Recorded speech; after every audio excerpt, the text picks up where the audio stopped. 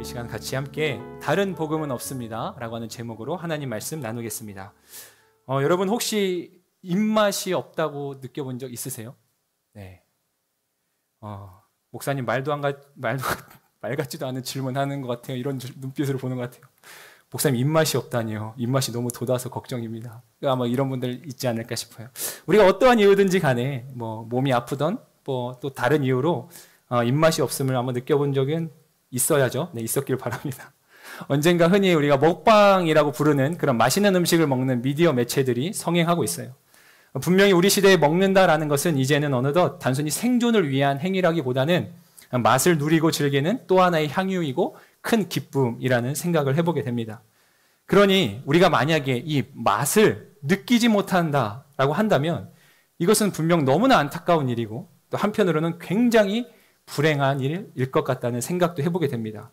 우리가 이제 코로나로 인해서 힘겨운 시간들을 보내고 있어요. 그런데 이 코로나 바이러스에 감염이 되면 가장 먼저 느끼는 것 중에 하나가 바로 이 냄새를 맡는 후각과 먹을 때 느끼는 이 맛, 두 가지 감각이 줄어들게 된다고 합니다. 여러 보고들을 보면 코로나의 양성 반응을 보이는 이 환자들의 약 60%에서 80%, 그러니까 굉장히 많은 숫자죠. 이 사람들이 이 맛과 냄새를 잘 느끼지 못하는 것으로 또한 고통을 당한다고 해요. 어려움을 겪는다고 합니다.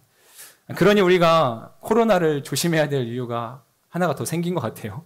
이 맛을 느끼지 못하는 거 너무 괴롭지 않습니까?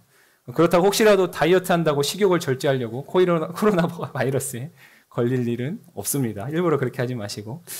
너무나 값지고 귀한 음식, 아무리 훌륭한 음식이 내 앞에 놓여져 있어도 산의 진미가 차려져 있어도 맛과 향을 느끼지 못하고 느낄 수 없다라면 이것은 우리에게 너무나 안타깝고 정말 때로는 너무나 불행하다고 표현해도 과언이 아닐 거예요. 그런데 여러분 정작 이러한 일들이 우리 신앙생활 안에서도 일어나고 있다면 비일비재하게 일어나고 있다고 한다면 여러분들은 어떤 생각이 드시는지 모르겠습니다. 그것은 다름 아닌 신앙생활을 하면서도요 참된 자유를 누리지 못하는 것을 말하는 거예요. 살아계신 하나님의 말씀은 분명 우리에게 다음과 같이 증언해요. 요한복음 8장에 있는 말씀인데 8장 32절에 진리를 알지니 진리가 너희를 자유케 하리라. 같이 한번 고백해 볼까요? 진리를 알지니. 네, 좋습니다. 큰 목소리로 진리가 너희를 자유케 하리라. 네, 아멘. 여러분 이 진리는 곧 또한 바로 예수 그리스도죠. 예수 그리스도 그분을 통해 그분으로 인해 우리는 인생의 참된 자유를 누린다는 거예요.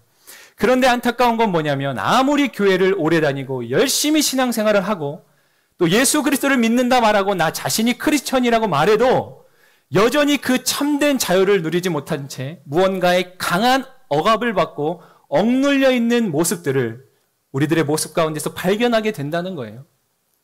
예수 그리스도를 따르고 그분을 믿지만 그 안에서 정작 참된 자유를 누리지 못한다. 여러분 이것은요 분명 최고의 음식을 먹으면서도 맛과 향을 느끼지 못하는 어쩌면 그것과는 비교도 되지 않을 만큼 안타까운 일이라는 생각이 절로 들게 돼요. 그리고 이러한 일은요 바로 이 시대뿐만이 아니라 기독교 역사 가운데 특별히 이 초대교회 시대에도 빈번하게 발견되던 일이었어요. 그리고 이 일은 개인의 신앙의 어려움과 또 곤경을 가져올 뿐만이 아니라 이것은요 신앙 공동체 곧 교회 그 자체의 근간을 흔드는 매우 위험한 공격이기도 했다는 거예요. 내가 그리스도인인데 그리스도인이 그 믿음 안에서 오는 자유를 누리지 못하고 무언가 자꾸 억압과 압박을 받는다, 눌려있다. 이건 한 사람의 죽고 사는 문제가 아니라 교회 공동체를 흔드는 문제였다는 거예요. 매우 위험한 공격이었다는 거죠. 여러분 우리는 오늘부터 갈라디아서를 살펴보고 함께 은혜를 나누게 될 거예요. 갈라디아서 이 책은요 사도 바울이 당시 갈라디아 지역의 교회들에게 쓴 서신, 편지로서 이제 흔히 자유의 서신이라고 불리는 그러한 책이기도 합니다. 1517년에 종교개혁을 일으킨 마틴 루터라는 인물을 그 이름을 한 번쯤은 들어보셨을 거예요. 개신교, 오늘날의 기독교가 태동하는 그 신호탄을 쏘았던 그 마틴 루터가 바로 로마서와 이 갈라디아서를 읽고 연구하던 중에 당시의 시대상을 전혀 새롭게 바라보고 깨닫게 되기 시작했다는 거예요. 소위 당시 그리스도인이라고 말하는 로마 카톨릭교의 가르침과 그들의 삶은요, 이 성경에서 말하고 있는 그 삶과 가르침과 전혀 다르다라는 것을 마틴 루터가 이 로마서와 갈라디아서를 읽다가 깨닫게 됐다는 거예요. 그 당시 카톨릭은 자신들의 세력과 그 교권을 강화하기 위해서 성도들에게 교회가 어떠한 것을 가르쳤냐면 교회가 요구하는 일련의 행위를 해야만 구원을 얻는다고 가르쳤던 거예요. 다시 말해 인간으로서 어떤 행위를 해야만이 구원의 조건이 성립된다. 그것을 해야만 구원을 얻는다라고 교회가 그렇게 특별한 의무를 부과시켰다는 거죠. 그래서 많은 사람들이 이 행위의 조건에 얽매여서 진리를 믿고 따른다고 하는데도 불구하고 실상은 전혀 자유를 누리지 못하는 오히려 그 억압 속에서 살아가는 안타까운 상황이 벌어지고 말았다는 거예요. 마틴 루터 그 역시도 카톨릭 교회 사제였어요. 오늘날로 말하면 교역자, 목회자겠죠. 그럼에도 불구하고 자신의 불완전함과 끊임없이 자신을 덮쳐오는 그 종교적 죄책감 그리고 양심의 가책 그로 인해서 깊은 번민에 시달리고 있었어요. 아무리 선행을 쌓아도 이게 사라지지가 않는 거예요. 그런 카톨릭 교회의 가르침으로 인해서 이게 더 날로 커져만 가는 겁니다. 신앙생활을 하는데 전혀 자유함이 없어요. 감사가 없고 기쁨이 없어요. 사실상 이게 마틴 루터의 모습만이 아니었고 그 시대의 수많은 그리스도인들이 그랬다는 거예요. 그래서 그들은 당시 교회에서 이 어떤 죄를 면하여 준다는 그 면죄부라는 것을 돈으로 주고 사게 하면서 사람들의 신앙적 죄책감을 씻어내게끔 하게 했다는 거예요. 돈을 주고 이걸 사면 심지어 이미 죽은 나의 가족의 죄도 씻음받을 수 있다. 그들이 천국으로 갈 수 있다. 얼마나 사람들에게 큰 호응을 일으켰겠어요? 그것을 통해서 엄청난 돈을 벌어들였던 이 중세시대의 교회가 그래서 그렇게 화려한 건물들과 엄청난 그 웅장한 모습들을 또 보게 되잖아요. 그렇게 해야만 구원을 받을 수 있다고 생각한 거예요. 여러분 구원과 죄의 해결은 너무나 밀접한 연관이 있죠. 죄가 해결되어야 구원을 얻으니까요. 근데 사람들이 그거에서 자꾸 마음에 부담을 느끼는 거예요. 죄책이 있고 가책이 있는 거예요. 그걸 교회가 어떻게 가르쳤냐? 면죄부를 사게끔 돈을 주고 그렇게 만들었다는 거예요. 우리가 인정하다시피요. 인간은 누구라도 절대적으로 완전할 수 없어요. 상대적인 어떤 비교 우위는 서로가 느낄지 몰라도 누구나 다 연약하다는 건 여러분 우리는 인정할 수밖에 없어요. 그렇게 모든 인생은 살아가는 동안 공이 연약함과 비참함 그리고 자신의 무가치함들을 한 번쯤은 반드시 느끼게 됩니다. 아니 많이 느껴요. 그로 인해서 양심의 가책을 느끼고 두려움과 염려 같은 것들을 느낀다는 거예요. 때로는 죽음의 위협 같은 막다른 궁지에 몰리게 되잖아요. 그럼 인간은 자신의 행위, 저질렀던 잘못들, 자신의 연약함들을 끊임없이 생각하는 거예요. 그러다 보면 결국 자유는 온데간데 사라지고 숨막히는 어감만이 남게 되는 거죠. 우리는 돈 많은 부자들을 부러워하고 명예와 권력을 가진 사람들을 부러워하지만 결국 그들도 죽음의 문턱 앞에 이르렀을 때는 자신의 살아온 인생 가운데 더 덕을 쌓지 못하고 선행을 행하지 못한 것을 두려워하면서 마음에 큰 가책을 느낀다는 거죠. 그러다 보니까요. 자유는 정말 온데간데 없이 사라져요. 숨막히는 어감만이 남는 가운데서 이 모든 것들의 결국 기반에는 무엇이 도사리고 있냐면 그 율법이라고 하는 게 도사리고 있다는 거예요. 그래서 사람들이 어떻게 합니까? 자신의 의로움을 1말이라도 더 회복하고 조금이라도 낫게 하려고 끊임없이 더 율법적인 시도들을 한다는 거예요.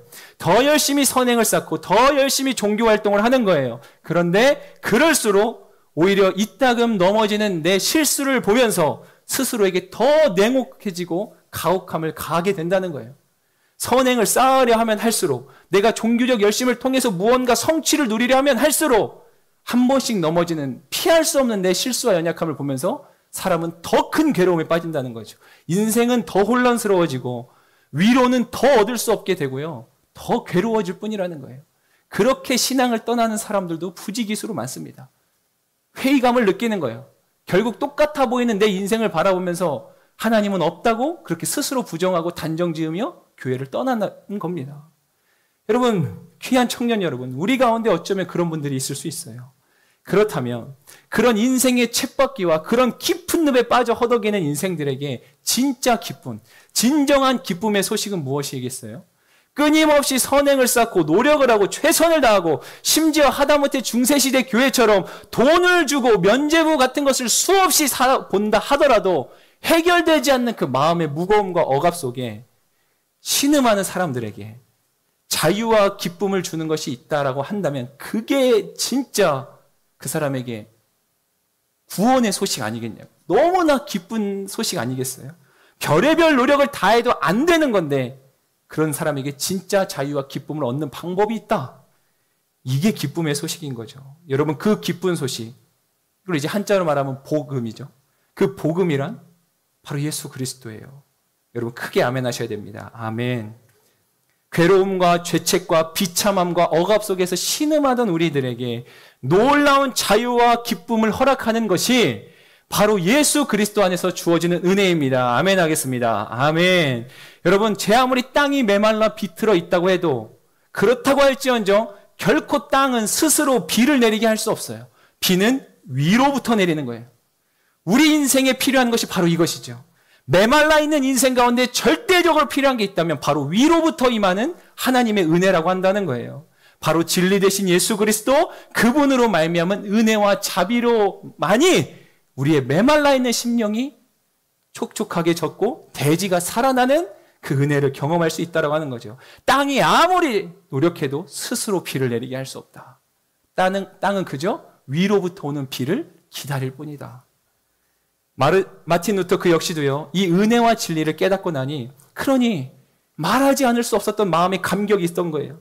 그래서 그가요, 오직 믿음으로, 한번 따라해 봅시다. 오직 믿음으로, 오직 믿음으로. 여러분, 그 믿음으로가 오직 같지 않아요. 진짜 오직 믿음으로 좀 선포해야 돼요. 다시 한번 오직 믿음으로, 오직 믿음으로. 그래요.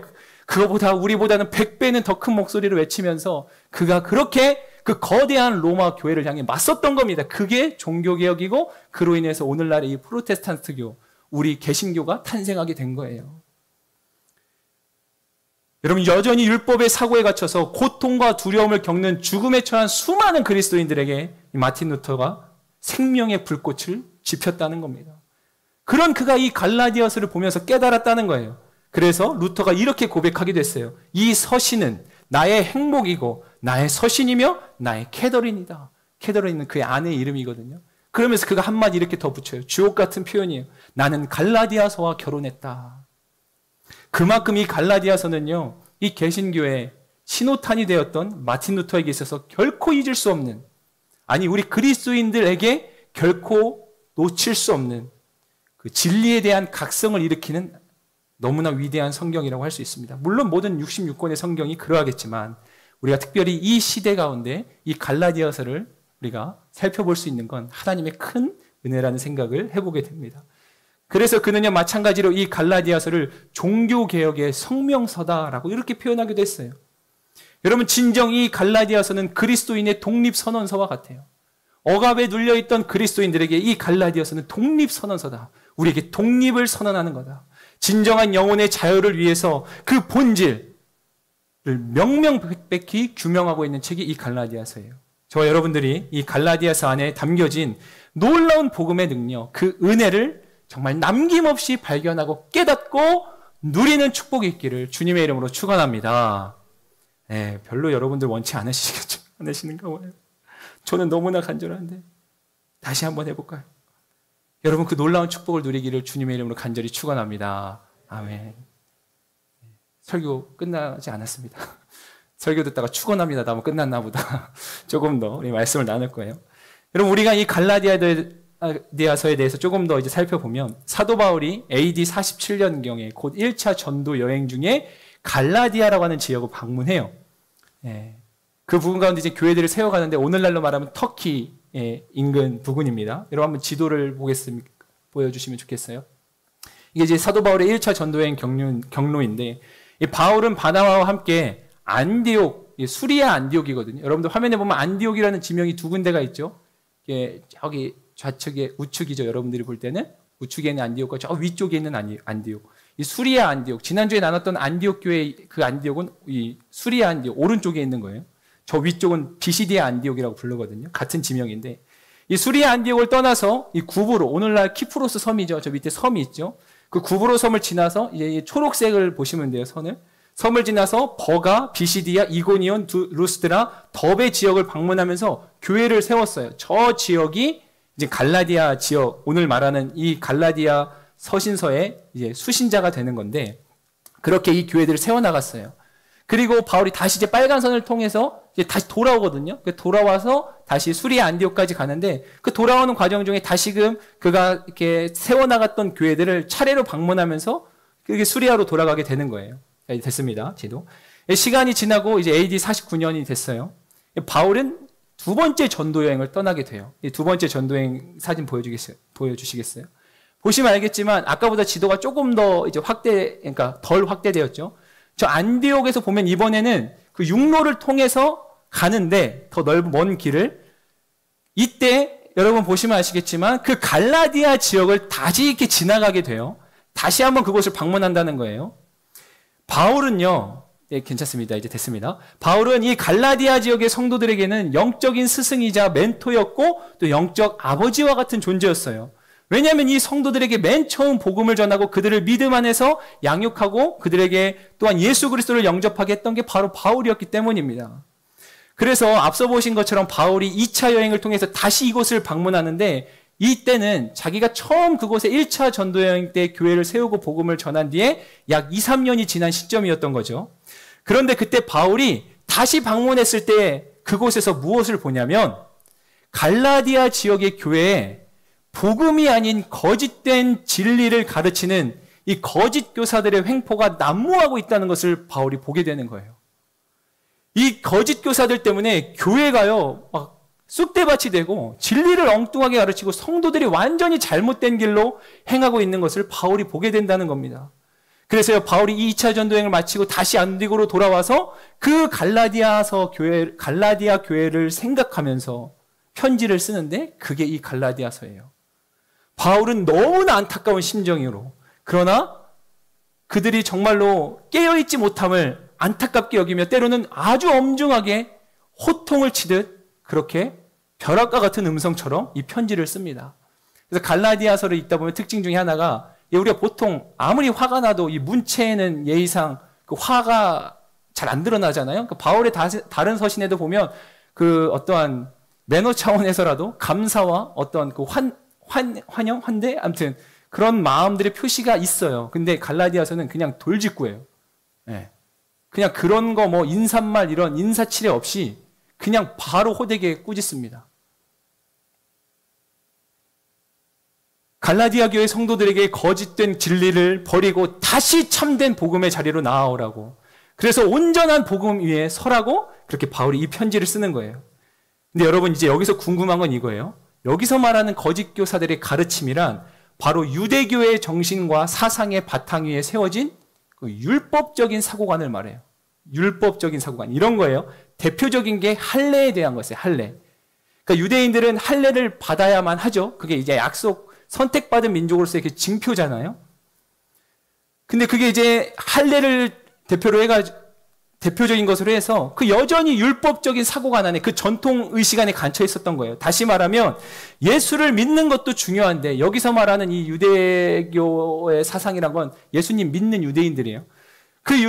예수님 믿는 것도 중요한데, 그 유대인들 자신이 조상 때부터 대대로 지켜왔던 바로 이 할례를 비롯한 이러한 율법적인 전통들을 결코 무시하면 안 된다, 이렇게 가르쳤던 거예요. 여러분, 지금 여기서 약간 졸았거나 딴 생각하시는 분들은 그게 뭐가 틀린 말이가 이렇게 지날 수 있어요. 다시 정신 차려 들으셔야 돼요. 예수를 믿지만 자신들이 조상 때부터 지켜왔던 이 전통과 모든 행위들도 중요하다. 뿐만 아니라 이것들을 해야 구원이 완성된다라고 한다는 거예요. 여러분, 거짓 교사들이란 이 사람들이 애초부터 예수님을 부인하거나 막 예수님을 비난하고 막 그렇게 했던, 예수님의 존재 자체를 부정했던 게 아니라는 사실을 우린 주목해야 돼요. 분명히 예수 그리스도를 믿어요. 그런데 그 예수 그리스도가 다가 아니라는 거예요. 예수를 믿지만 할례를 받아야 된다는 거예요. 예수를 믿지만 전통을 지키지 않으면 아무 소용없다는 거고, 예수를 믿지만 율법을 철저하게 지키지 않고 네가 그 행위를 하지 않으면 너는 구원받을 수 없다는 거예요. 중세시대 교회랑 똑같아요. 예수를 믿어도 너는 면죄부를 사서 네 죄를 완벽히 씻지 않으면 구원을 받을 수 없다. 여러분, 제가 여러분들에게 한번 질문해 보고 싶어요. 한 남자가 한 여인을 만나 사랑에 빠져요. 여러분도 보통 이런 진한 사랑의 경험이 한 번쯤 있으시겠죠? 라고 묻기에는 아까 첫 질문도 쌓였는데 이것도 써야 할 것 같아요. 여러분, 사랑하면 필연이 따라오게, 드라마를 통해서 간접 경험이라도 유추해 보세요. 사랑을 하면 필연이 따라오게 되는 사람의 그 당연한 어떤 본능적인 행동들이 있기 마련이에요. 근데 참 이것도 조심스러운 표현이에요. 이 시대에 우리 저를 비롯해 젊은이들 보면 이 사랑과 어떤 본능적 충동을 헷갈리는 것 같아요. 뭐 사랑하면 너희 것을 다 가져야 돼. 이거는 폭력이죠. 지금 제가 여기서 말하면 사랑하기 때문에 필연이 따라오는 행동, 그거는 말도 안 되는 거예요. 사랑하니까 우리는 손도 잡고 껴안고 뽀뽀도 하고 사랑하니까. 그때 사랑을 함부로 갖다 붙이면 안 됩니다. 사랑하면 우리 안에 나오는 행동도 있어요. 그 중에 대표적인 게 뭐냐면, 절대적인 게 뭐냐면, 사랑하면 반드시 그 사람을 위해서 희생해요. 정말 사랑하면 그 사람을 보기 위해서 잠깐 얼굴 보려고 2-3시간 차 타고 가는 게 피곤하지 않아요? 우리 형제님들 그렇지 않아요? 사랑하는데 여자친구가 3시간 거리에 있어요. 10분 보려고 가요, 안 가요? 안 가면 아직 더 기도해야 돼요. 10분이 뭐야, 1분 보려고도 달려가는 게, 그럼 이제 결혼할 준비가 된 거예요. 네, 농담인데, 농담도 안 웃기고 오늘 비가 와서 그런가 봐요. 사랑하면 그 사람을 위해서 내 것을 손해보고 희생하고 헌신하는 게 아깝지 않다는 거예요. 근데 이 시대의 사랑은 잘못된 길로 우리를 호도해요. 사랑하면 더 가져야 된다고 느끼는 거예요. 저 사람을 내가 더 소유해야 된다. 너는 내가 사랑하는 자니까 너는 내 것이다. 그래서 나만 소유하려고 하는 거예요. 내가 다 소유하려고. 그건 사랑이 아닙니다.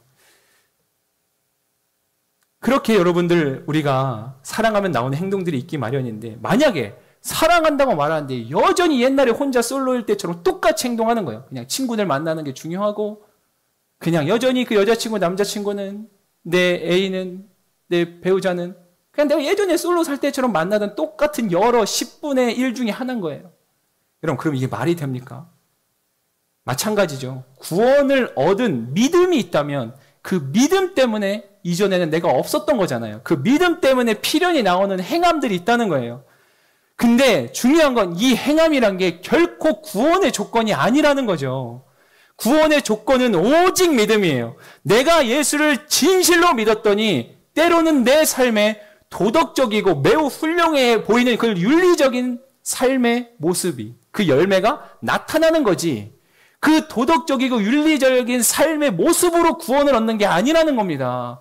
다시 말씀드려요. 내가 예수를 믿었더니 때로는 내 안에 너무나 훌륭한 그런 도덕적, 윤리적 성품들이 열매로 맺어지는 거지, 그걸 통해서 구원을 얻는 게 아니다는 거예요. 한 남자와 여자가 연인 관계에 되고 부부의 연을 맺을 수 있는 것은 오직 사랑이라고 하는 조건이에요. 근데 사랑도 없는데 선물 사주고 가끔씩 만나가지고 그냥 근사한 데이트 한 번씩 해주고 돈 벌어다 주고 대신 가사노동 해준다고 그래서 너와 내가 부부가 되자? 이건 말도 안 되는 거죠. 그럼 끔찍해지는 거예요, 인생이요. 이건 누가 봐도 온전하지 못하다고 말할 수밖에 없어요. 믿음이 없는 사람들도요. 이건 너무나 인리적이고 합리적이고 논리적인 이야기예요. 오로지 사랑만이 조건이 돼서 그 사랑으로 인해 파생되어지는 행동들이 있을 뿐이죠. 부부와 연인 사이에 사랑 말고 뭐가 더 있어야 됩니까? 사랑만이 남는 거죠. 여러분, 언제나 믿음이 먼저예요. 믿음이에요, 믿음. 오직 예수 그리스도로 그분을 향한 우리의 믿음이 저와 여러분들이 처한 그 죄와 사망과 심판의 그늘에서 우리를 영원한 생명으로 자유의 땅으로 우리를 인도한다는 겁니다. 할렐루야. 여러분, 그런 차원에서 여러분 흔히 야고보서가 말하는 그 행함이라고 하는 거 있죠. 거기에 보면 믿음이 없는 행함은 죽은 믿음이다, 이런 표현이 있으니까 우리가 자칫 헷갈릴 수 있어요.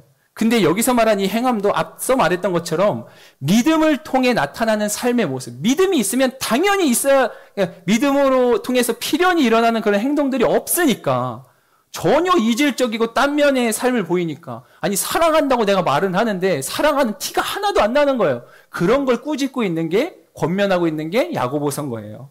자, 다시 갈라디아서로 돌아와 말해보면 바로 이 거짓 교사들, 흔히 유대주의고 이걸 율법주의라고 불러요. 이들이요, 교회가 큰 혼란을 겪게끔 엉뚱한 가르침을 전하고 있었다는 거예요. 성도들의 삶이 무너져가는 거예요. 여러분, 이단도 비슷하죠. 이단들도 찬송가 부릅니다. 찬양 부르고요. 예수님 이름 불러요. 하나님 이름 부르면서 기도해요. 근데 이 달을 이 끝단, 끝이 다른 거예요. 예수만이 구원이다가 아니고 예수도 구원이지만 이것도 있어야 된다. 심지어 내가 예수다. 그렇게 말하면서 이 시대 이단들이었죠. 이단들. 여러분 율법주의자들은 유대주의자들은 그리스도의 복음에 다른 것들을 신앙에 첨가하기 시작했어요. 여러분 이 모습이 왠지 낯설지 않은 이유는 무엇일까요? 사실 오늘날 우리들의 모습도 마찬가지 아니에요? 복음 외에 다른 것들을 우리 신앙생활 안에 첨부하고 있지는 않냐는 거예요. 아니 어쩌면 첨부 정도가 아니라 그걸 더 중요시 여기며 살아가고 있지는 않냐는 겁니다. 예수를 믿는다고 말해요. 내가 교회의 성도다고 말합니다. 그런데 나에겐 예수만큼이나 중요한 게 또 있는 거예요. 아니 심지어 예수보다 더 중요한 것이 있는 사람들도 있어 보여요. 교회 안에 침묵이 중요하고 교제가 중요하고 관계가 더 중요하고 내 성공이 더 중요하고 내 커리어가 더 중요하고 내 스케줄이 더 중요하고 내 컨디션이 더 중요한 거예요. 내가 가진 가치관이 더 중요한 거예요. 제 아무리 그리스도인이라고 말할지언정 내 삶의 어디에도 예수 그리스도 그분이 설 자리는 너무나 비좁아 보여요. 사명도 없고 희생도 없고 섬김도 없고 사랑도 없어요. 말씀이 없고 기도가 없고 경건이 없어요. 이건 예수 그리스도 그 삶이었어요. 사명, 희생, 섬김, 사랑. 그분은 아무리 피곤해도 기도의 자리를 놓친 적이 없어요. 우리 인생에 그분의 가르침을 따라 살아가는 삶의 흔적들이 있냐라고 하는 거예요. 예수님은 사랑이었어요. 근데 그래서 그분은 헌신하기를 마다하지 않았어요. 심지어 자신의 목숨을 내어주기까지 희생했다는 거예요. 이게 그리스도가 보인 사랑이었어요. 사랑의 본질. 예수 그리스도 그분은요 늘 한순간도 결코 빠짐없이 늘 하나님을 경외함으로 사셨어요. 끔찍한 고난의 십자가 위에서도 너무 괴로워서 아버지 왜 나를 버리시냐고 그렇게 괴로워 울부짖었지만 그러나 그가 끝끝내 고백했던 건 아버지의 뜻대로 하옵소서였어요. 내 뜻을 관철시키는 게 아니라 그 고난을 다 온몸으로 맞아내면서도 아버지의 뜻대로 하옵소서. 그게 예수 그리스도가 가지고 있던 하나님을 향한 경외심이었어요. 그런데 우리는 어때요? 조금만 힘들면 하나님의 이름을 없이 여기지 않습니까? 조금만 괴로우면 금방 어떻게든 타협점을 찾지 않냐는 거예요. 여러분 그 예수의 흔적이 오늘날 우리 삶에 없으면 과연 우리가 무엇으로 내가 그리스도인이라고 증명할 수 있겠어요?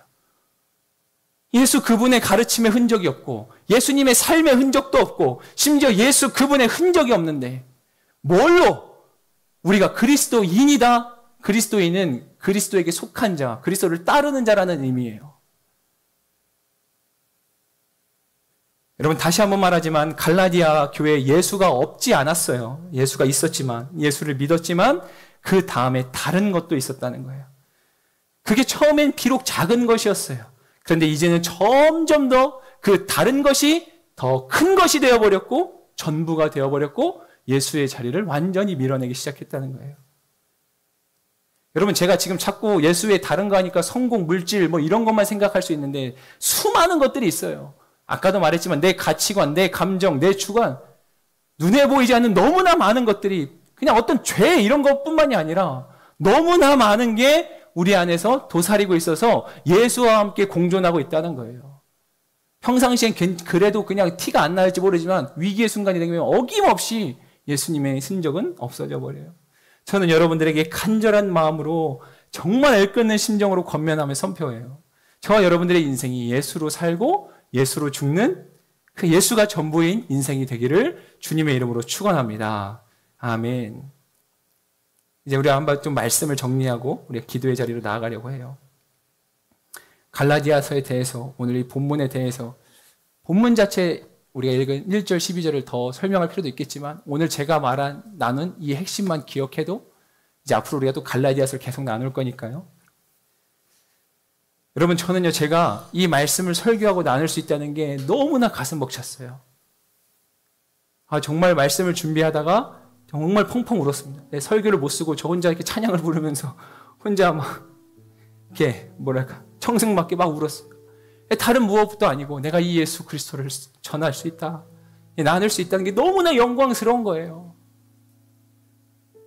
얼마나 영광스럽고 벅찼는지 몰라요. 저는 정말 우리 청년들이 이 예수 그리스도로 인해 살고 죽는 청년들이었으면 좋겠어요. 여러분, 우리 인생에 은연히 침투해 있는 그 수많은 다른 복음들, 내 인생의 또 다른 기쁜 소식들은 다 미혹이고 거짓에 불과합니다.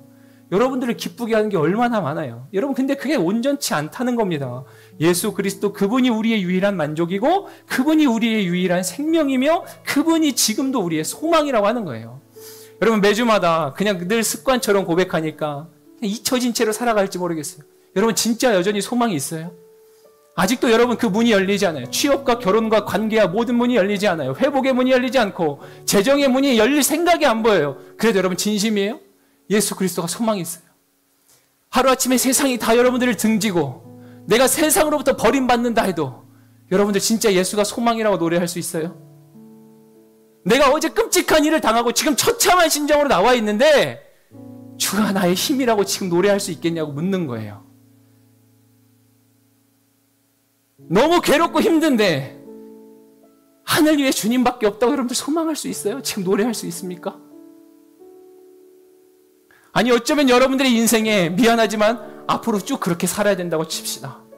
그냥 늘 이렇게 괴롭고 아등바등 살아야 된다고 해도 여러분들 예수가 소망이라고 노래할 수 있겠냐고요. 코로나 때문에 너무 괴롭고 모이지 못하고 내가 이게 지금 예배 드리는 것 같지도 않은데 나 너무 메말라가는 것 같은데 그래도 여러분 예수가 내 소망이라고 선포할 수 있겠냐고요. 그래도 내가 느껴지는 게 아무것도 없는데 하나님이 꼭 날 버린 것만 같은데 그래도 예수가 나의 소망이라고 선포할 수 있겠냐고요. 여러분, 심지어 지금 목사님이 예수 믿으면 어떻게 살아야 됩니까? 그거 너무나 중요한 질문인데 그것도 잠시 뒤로 밀어놔도 좋아요. 여러분, 그저 예수를 믿으십시오. 예수를 믿으세요. 예수를 믿으세요. 예수를 믿으세요, 여러분. 제발 예수를 믿으세요. 제발 예수 그리스도를 여러분 삶의 진짜 왕으로 믿으란 말이에요. 예수 그리스도를 여러분들의 인생의 구주로 믿으세요. 믿는다 말하지 말고 진짜 믿어요. 제발.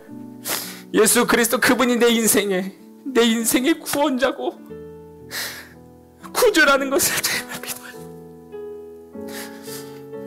그분이 나를 위해 십자가에 죽었다. 그분이 나 때문에 다시 사셨고 그분이 나를 위해 다시 이 땅에 반드시 오신다. 그래서 나를 영원한 천국에 이르게 할 거다. 여러분, 흔들림 없이 믿어야 돼요. 정말 흔들리지 말고 믿어야 돼요. 여러분들의 인생을 그 무엇이 괴롭고 힘들게 만들어도 여러분 예수를 향한, 그분을 향한 여러분들의 신뢰와 믿음이 무너지면 안 됩니다. 절대 놓아서 안 돼요. 여러분 정신 차려야 돼요. 여러분 흔들리지 말고, 사탄이 아무리 흔들어도 여러분 이겨내고 인내하고 버텨야 돼요. 견디고. 그래서 승리가 예정되어 있는 그걸 쟁취해야죠. 여러분, 사단이 오늘도 우리를 우는 사자처럼 집어삼키려고 달려들어요. 여러분 겁먹지 말아요. 주눅들지 말고 기죽지 마세요. 세상이 무엇라 비난하고 조롱해도 제발 기죽지 말아요. 여러분들이 그리스도인이라는 사실을, 자부심을 가지세요. 나에게 믿음이 있다는 걸 정말 귀하게 여기세요. 여러분 절대 소망의 끈 놓치면 안 됩니다. 만군의 여호와 하나님이 오늘도 살아계시고 저와 여러분들을 위해 예수를 이 땅에 보내셔서 죽게 하셨어요. 그래서 우리를 자녀 삼으셨다는 겁니다. 여러분 이 사실 꼭 믿으십시오. 꼭 믿으세요. 지금 이 순간 그 주님이 저와 여러분들을 당신의 형제와 자매요, 자신의 동역자로 우리를 부르셨습니다.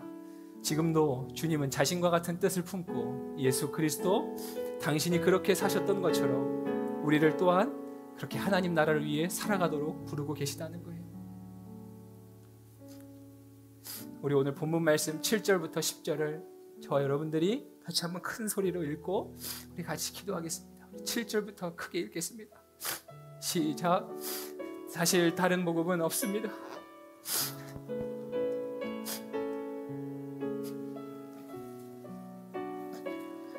그러나 우리는 하늘에서 온 천사든 우리가 여러분에게 전한 복음 이외의 것을 전한다면 그는 저주를 받아 마땅합니다.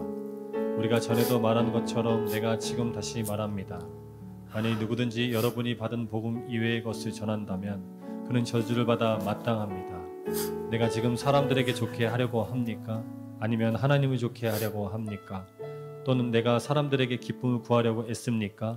만일 내가 아직도 사람들에게 기쁨을 구하려고 애쓴다면 나는 그리스도의 종이 아닙니다. 아멘. 여러분 무엇을 좋게 하려고 애쓰고 계세요? 혹은 그 여러분 자신은 아니에요? 자신의 만족을 위해서 애쓰는 거 아니에요? 여러분 사도 바울이 고백하죠. 내가 아직도 사람들에게 기쁨을 구하려고 애쓰면 난 그리스도의 종이 아니에요. 내가 더 이상 상황을 통해 기쁨을 얻으려고 애쓰면 나는 그리스도의 종이 아니다. 그리스도 그가 우리의 전부가 되세요. 다른 복음은 없어요. 그게 유일한 복음이에요. 우리 시간에 그 마음을 담아서 먼저 우리의 곡조 있는 고백으로 이 찬양을 드리고 기도하며 나아가겠습니다. 슬픈 마음 있는 자, 슬픈 마음 있는 자, 몸과 영혼 병든 자, 누구든지 부르시오. 예수 이름 부르시오. 그 이름을 믿는 자, 그 이름을 부르는 자, 그가 어떤 사람이든 그는 구원 얻으리. 한 번 더 슬픈 마음, 슬픈 마음 있는 자, 몸과 영혼 병든 자, 누구든지 부르시오. 예수 이름 부르시오. 그 이름을 믿는 자, 그 이름을 부르는 자, 그가 어떤 사람이든 그는 구원 얻으리. 우리 함께 노래하고 선포해요. 예수 예수 예수 예수.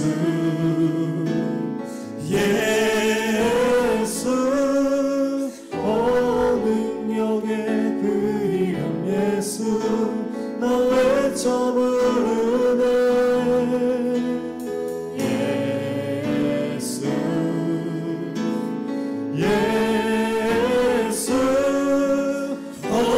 구원의 그 이름 예수 나 외쳐 부르네. 예수 그리스도. 여러분 다시 한번 고백할 때 다 자리에서 일어나요.